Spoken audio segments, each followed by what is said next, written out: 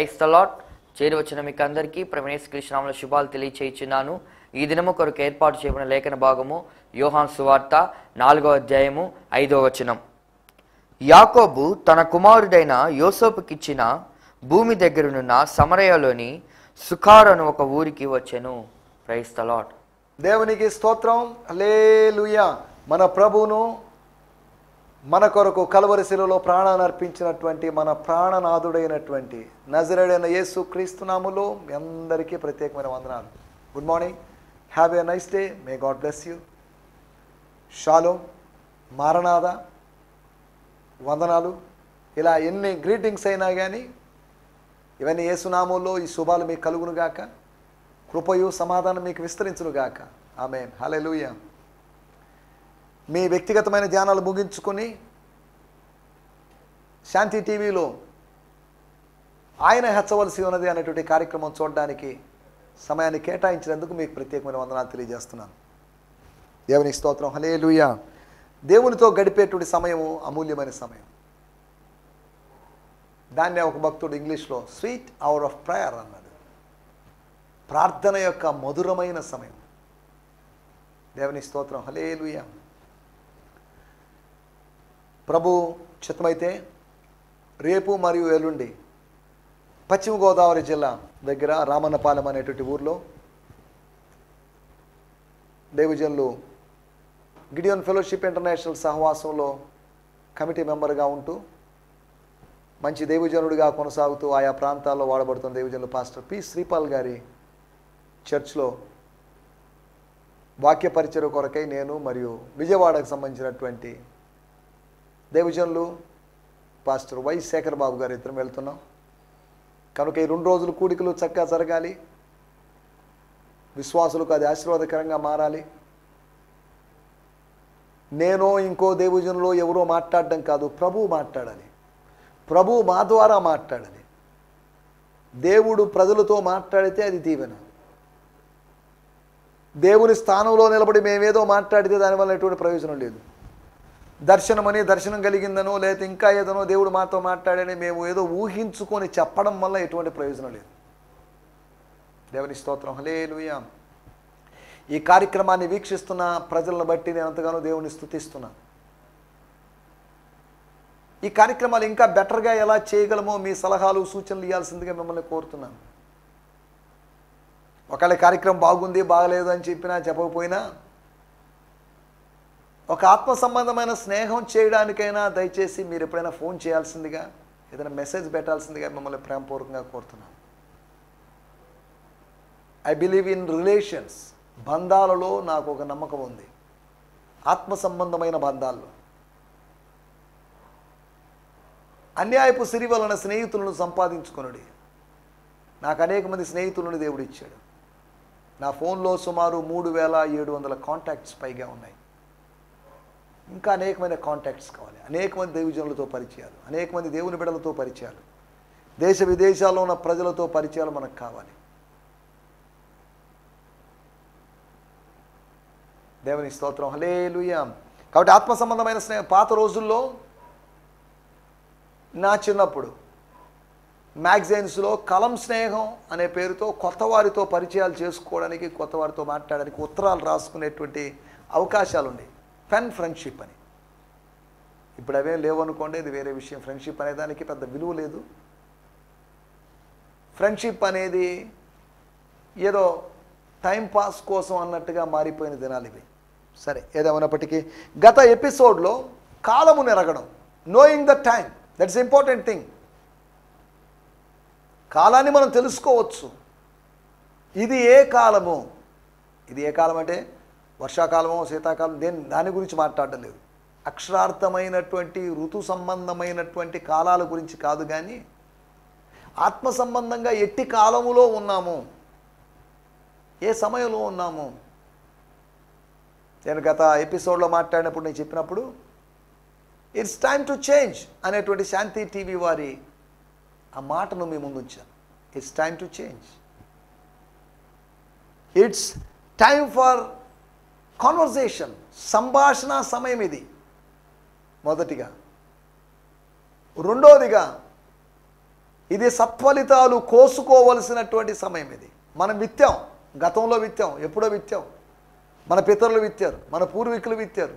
వాటిని మనం కోసుకోవాలి. పుట్టినవాడు గెట్టక తప్పదు అన్నట్టుగా విత్తినవాడు కోయక తప్పదు, కోయాల్సిందే. మంచి విత్తామో మంచి కోసుకుంటాం, చెడు విత్తామో చెడు కోసుకుంటాం. ఇది కోతకు సమయం. This is a time for harvest. ఈ అంత్య దినాలు యేసుతో సంభాషించాల్సిన సమయం. ఈ దినములో అంతమందు దేవుడు తన కుమారుడైన యేసు ద్వారా మాట్లాడాడని రాయబడింది. అలాగైతే ఈ దినముల అంతమందు కుమారుడైన యేసుతో, యేసు యొక్క బిడ్డలు, యేసు సేవకులు మాట్లాడాల్సిన సమయం ఇది. Speak with God. దేవునితో మాట్లాడండి. ఆయన ఏం మాట్లాడితే వింటాడా, వినడా, ఏ భాషలో మాట్లాడాలి అనేటువంటి పిచ్చి ప్రశ్నలు మనకొద్దు. మాట్లాడండి, ఆత్మలో సంభాషించండి. ఏదో మాటలు మీకు వచ్చినట్టు పిల్ల చేష్టలు, లేకపోతే పిల్లవాళ్ళ మాటలు లాంటి మాటలు మాట్లాడవచ్చు, కానీ వాటిని అర్థం చేసుకోగలడు. మన మాటలు వెనుకున్న భావాన్ని అర్థం చేసుకోగలిగిన దేవుడు. స్తోత్రం. హల్లెలూయా. మూడవదిగా, it's a time for healing. యేసు యొక్క మినిస్ట్రీ, ఆ 3.5 year ministry is a time. It was a time for healing. It was time for conversation with the Lord. It was time for reaping. మీరు కష్టపడలేదు, మీరు వేరొకరి కష్ట ఫలములో మీరు ప్రవేశించున్నారు. దేవుని స్తోత్రం. హల్లెలూయా. లోకమనే పొలములో ఉండి మన పూర్వీకుల యొక్క కష్ట ఫలములో మనం ప్రవేశిస్తున్నాం. విత్తింది ఒకడు, కోసేవాడు ఒకడు. విత్తినోళ్ళే కోయడం లేదు, అలాగని విత్తిన వాళ్ళు కొయ్యరు అని కాదు దాని అర్థం. దేవుని స్తోత్రం. హల్లెలూయా. గత ఎపిసోడ్లో మనం ఆలోచించిన విషయాలు అవి. ఈ సమయంలో యోహాను సువార్త 4వ అధ్యాయం 5వ వచనాన్ని మనం చదువుకుందాం. Gospel according to John 4th chapter verse 5. యాకోబు తన కుమారుడైన యోసేపుకిచ్చిన భూమి దగ్గరనున్న సమరయలోని సుఖారను ఒక ఊరికి వచ్చెను. In a small Samaritan town known as Sychar, Jesus and his entourage stopped to rest at the historic well that Jacob gave his son Joseph. దేవుని స్తోత్రం. హల్లెలూయా. ఇదేంటిది? మన టైటిల్ ఏమో యేసు సాహసం అనుంది. యేసు సమరయ్యకు వచ్చాడనే మాట కనిపిస్తుంది. అది ఎలా సాహసం అవుతుందండి? అపోస్తుల కార్యములు 8వ అధ్యాయంలో బల్లల దగ్గర పరిచర్య చేసుకుంటున్నటువంటి ఫిలిప్, 4 కుమార్తెలు, కన్యకలైన 4 కుమార్తెలు, ప్రవచించేటువంటి 4 కుమార్తెలు కలిగిన ఫిలిప్ సమరయ్యకు వచ్చాడే, దాని గురించి కూడా రాయబడింది. ఇక్కడ రాయబడిన మాటలు 4వ అధ్యాయము 8వ వచనంలో ఇక్కడ రాయబడింది, యాకోబు తన కుమారుడైన యోసేపుకి ఇచ్చిన భూమి దగ్గరున్న సమరయలోని సుఖారను ఊరికి వచ్చాను. సమరయకు వచ్చాడు. యేసు ప్రభు సమరయ స్త్రీతో సంభాషించాడు. యేసు ప్రభు మంచి సమరయను ఉపమానం చెప్పాడు. యేసు ప్రభు స్వస్థత పొందిన తర్వాత తిరిగి వచ్చిన సమరయుని పొగిడాడు. యేసు ప్రభుని ఒక సందర్భంలో సమరయుడు అన్నారు. ఎంత పిచ్చి మాటో చూడండి.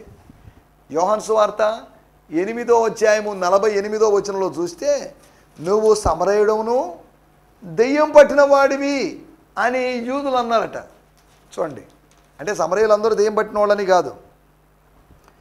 నేను చదువుతున్నాను 8వ అధ్యాయము 48వ వచనం. We were right when we called you a demon possessed Samaritan. తమ మధ్యలో ఉంటే వాళ్ళ అమ్మగారు ఎవరో, నాన్నగారు ఎవరో, సోదరులు ఎవరో ఎన్ని తెలిసి, అలాగైతే ఈ సమరయుడు అనబడిన వ్యక్తిని సమరయుడిని నింద చేశారు కదా మీరు. ఎందుకు మీ సమాజ మందిరంలో రాణించుకున్నారు? ఏ సమరయుడిని మీ సమాజ మందిరంలో రానివ్వరు కదా, ఎందుకు రానిచ్చారు?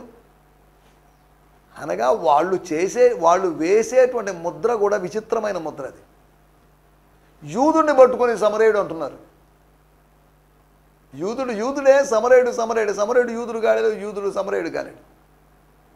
సమరయ స్త్రీ చూడంగానే, అయ్యా మీరు యూదులు, మేము అలా కుదరదండి, వాటర్ ఇవ్వలేను, sorry I can't give you cup of water.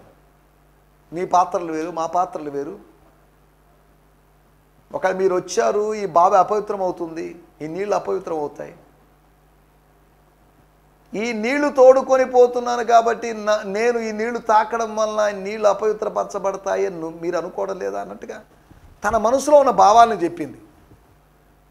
యూదులకి సమరయుల మధ్యలో వాళ్ళకి సాంగత్యం లేదు, వాళ్ళ మధ్యలో ఫెలోషిప్ లేదు, వాళ్ళ మధ్యలో గుడ్ టర్మ్స్ లేవు, వాళ్ళ మధ్యలో డీలింగ్స్ లేవు, వాళ్ళ మధ్యలో అగాధం ఏర్పడింది, వాళ్ళ మధ్యలో అడ్డుగోడలు ఏర్పడ్డాయి. అది వాళ్ళ పరిస్థితి. కానీ ప్రశ్న, why Jesus was concerned about Samaria? Why he went to Samaria? సమరయకి ఎందుకు వెళ్ళాడు యేసు? అంత అవసరం ఏముంది? వెళ్ళవలసి వచ్చాను, ఏదో స్ట్రాంగ్ రీజన్ ఉంది, అది తప్పదు, నో ఆప్షన్.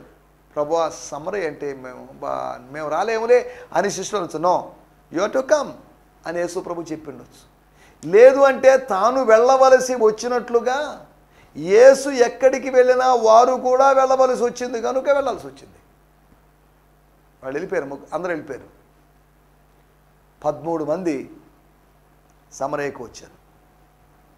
మనం ఇక్కడ ఆలోచిస్తున్న మాట, మన టైటిల్ యేసు సాహసం, ద బోల్డ్నెస్ ఆఫ్ జీసస్.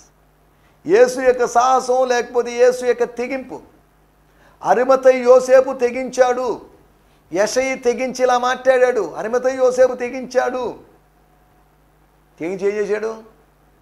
పిలాతు దగ్గరికి వెళ్ళాడు, తాను అభిమానించేటువంటి యేసు దేహాన్ని తనకు అప్పగించమని, దానికి అంత్యక్రియలు నేను చేసుకుంటానని అని ఆ వ్యక్తి చెప్పినట్లుగా మనం చూడగలుగుతున్నాం. చూడండి, తెగించాడు. తెగించాలి దేవుని బిడ్డలు, తాడు పేడేదో తెలిపోవాలి. యేసు యొక్క సాహసం, యేసు యొక్క సాహసము అని చెప్పినప్పుడు 3 ప్రాముఖ్యమైన విషయాలు మీకు జ్ఞాపకం చేస్తాను. దీన్ని ఎందుకు సాహసం అంటున్నాం? అలాగని ఇది పిరికితనం కాదు. భయపడిపోయి గలిలయకు భయపడిపోయి, గలిలయ ప్రజలంటే భయపడిపోయి, యూదయ ప్రజలంటే భయపడిపోయి తలదాచుకోవడానికి సమరయకు వెళ్ళాడు అని చెప్పడం సమంజసం కాదు. ఒకవేళ వాళ్ళు రాలేరు కాబట్టి అక్కడికి వెళ్ళారు అని అది లాజికల్గా కరెక్ట్ అనిపించవచ్చేమో, కానీ అలాగని సమరయలో తలదాల్చుకోవాల్సిన అవసరం ఆయనకి లేదు. దేవుని స్తోత్రం, హల్లెలూయా. మనం ఆలోచిస్తున్న విషయం యేసు యొక్క సాహసం. యేసు సాహసించినట్లుగా దేవుని బిడ్డలు సాహసించాలి.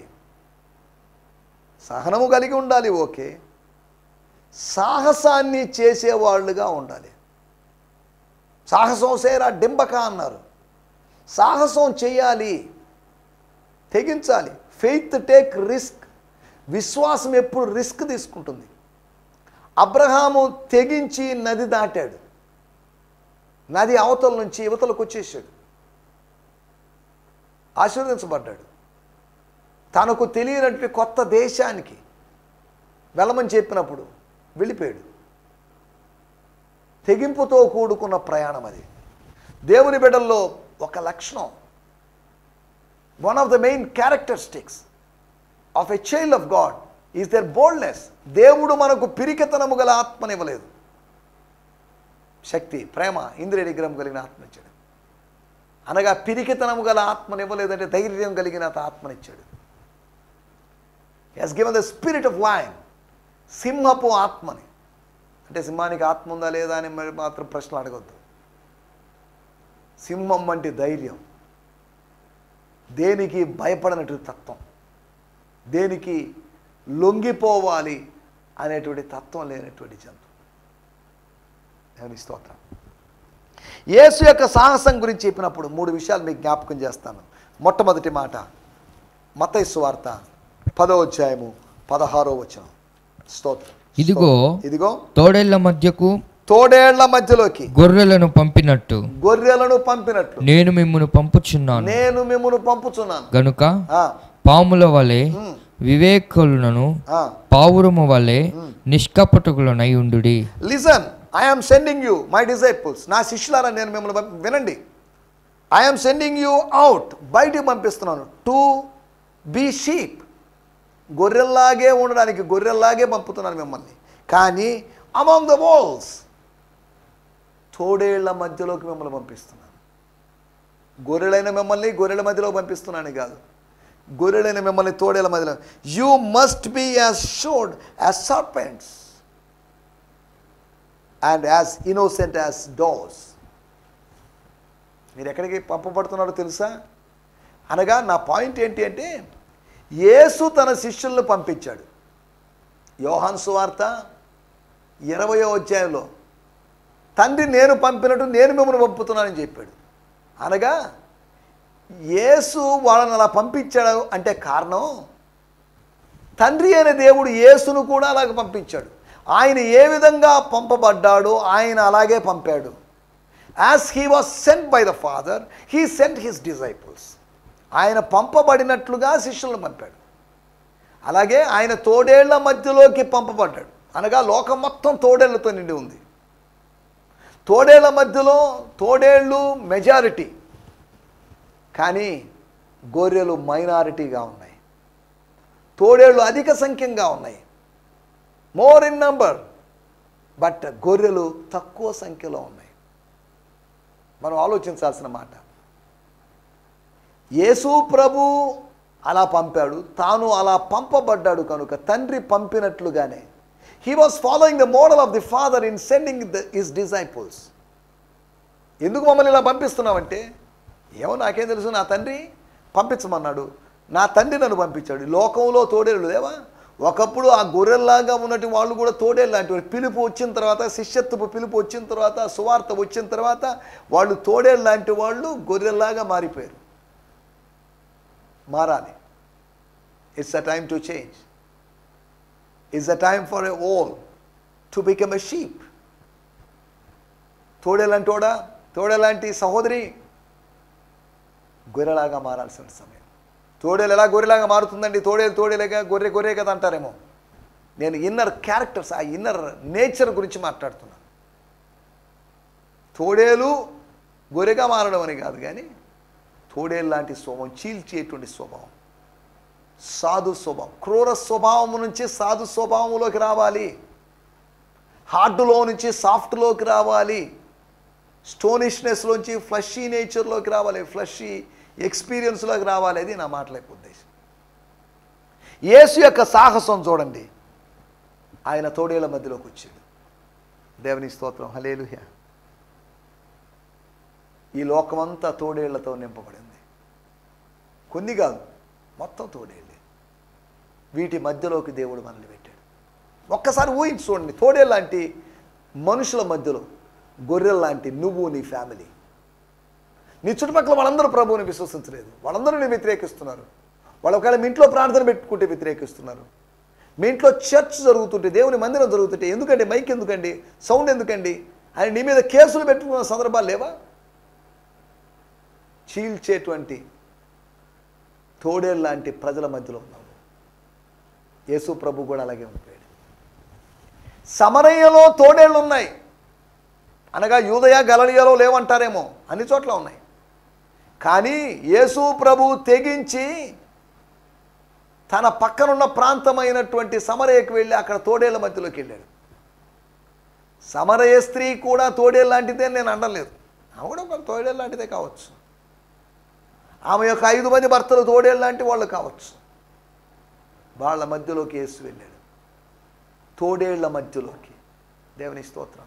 ఒక గొర్రెలాగా, గొర్రెల కాపరిలాగా వెళ్ళదు, గొర్రెలాగా వెళ్ళాడు. గొర్రెలాగా వెళ్ళి బలైపోయాడు. గొర్రెల కాపరిగా వెళ్ళి గొర్రెని రక్షిస్తాడు.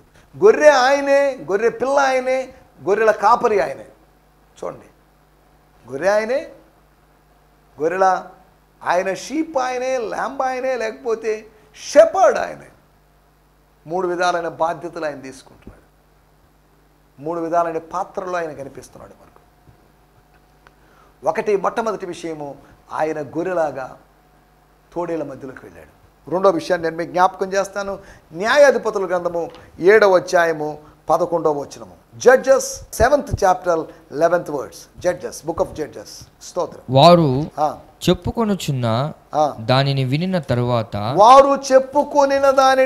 తరువాత నీవు ఆ దండులోకి దిగిపోవుటకు నీ చేతులు బలపరచబడినని చెప్పగా అతడును అతని పనివాడైన పురాయిను ఆ దండులోనున్న సున్నద్దుల యొద్దకు పోయిరి. అతని పనివాడైన పూరా. ఓకే, నేను ఇక్కడ చదువుతున్నాను. And listen to what they are saying and afterward you will find you are strong enough to attack. So Gideon and his servant Purah approached the outpost of the army's encampment. దేవుని స్తోత్రం. గిద్యోను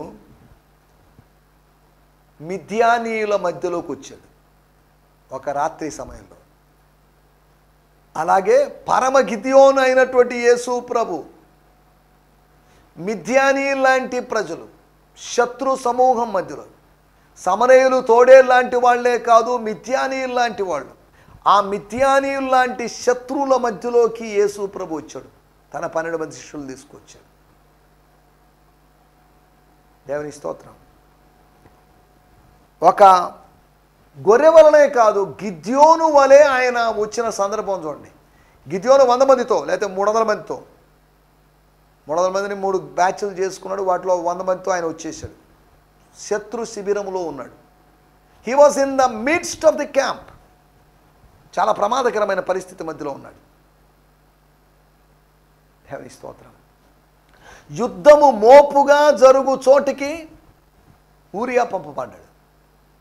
యుద్ధము మోపుగా జరుగు చోటికి. అలాగే యేసు కూడా యుద్ధము మోపుగా జరిగేటువంటి, ఆత్మ సంబంధమైన యుద్ధము మోపుగా తీవ్రంగా జరిగేటువంటి ఆ స్థలం దగ్గరికి పంపబడ్డాడు. లోకములో అలా జరుగుతుంది యుద్ధం, ఓ బ్యాటిల్ జరుగుతుంది. కలువరి సిలువ దగ్గరికి పంపబడ్డాడు ఆయన. ఆ పోరాటంలో మడిమ పట్టుకున్నటువంటి సర్పం, మడిమ పట్టుకున్నటువంటి సాతాను, వాని తలను చితకు తొక్కినటువంటి యేసు. ఈ సంగ్రామం జరిగింది. దేవుడు లేదా దేవుని కుమారుడు మరియు దెయ్యాల యొక్క సంగ్రామం అది. దేవుడు, దేవుని కుమారుడు, దురాత్మకి మధ్యలో జరుగుతున్న సంగ్రామమే సిలువలో మనకు కనిపిస్తుంది. సరే, మనం ఇక్కడ ఆలోచిస్తున్నటువంటి రెండో విషయం, గిద్యోను వలె శత్రువుల మధ్యలోకి ఆయన వచ్చాడు. ఆయన గిద్యోను బోరను ఊదినట్లుగా యేసు ప్రభు సువార్తను, రాజ్య సువార్తను, కృపా సువార్తను, రక్షణ సువార్తను వినిపింపజేశాడు. దేవుని స్తోత్రం. హల్లెలూయా. పరమ గిద్యోను 3 బోరలతో వచ్చాడని కాదు, బోర ఒకటే, కానీ దానిలోంచి వచ్చే వాయిస్లు డిఫరెంట్గా ఉంటాయి. ఆ శబ్దాలు, ఆ నాదాలు వేరుగా ఉంటాయి. రాజ్య సువార్త, రక్షణ సువార్త, కృపా సువార్త, 3 ఒకటే, సువార్త ఒకటే. దేవుని స్తోత్రం. హల్లెలూయా. 3వ విషయాన్ని నేను మీకు జ్ఞాపకం చేస్తాను. 2వ సమూయేలు గ్రంథము 23వ అధ్యాయము 16-17 వచనాలు. 2వ సమూయేలు గ్రంథము. స్తోత్రం, స్తోత్రం. ఆ ముగ్గురు బలాఢ్యులు, మ్యాన్ ఆఫ్ డేవిడ్, ఫిలిష్తీయుల దండు, ఫిలిష్తీయుల యొక్క దండులోకి కావలి వారిని ఓడించి, కావలి వారిని చిత్తు చేసి ఓడించి దారి చేసుకొని పోయి బెత్లెహేము గవిని దగ్గరున్న బావి నీళ్లు చేది దావీదు నొద్దకు తీసుకొని వచ్చిరి. అయితే అతడు ఆ నీళ్లు త్రాగుటకు మనస్సు లేక యెహోవా సన్నిధిని పారబోసి యెహోవా. చాలండి. So these 3 mighty men broke through the nearby camp of Philistines, drew water from the Bethlehem well that was by the gate and brought it back for David, but he would not drink. తాగనొల్లకపోయెను.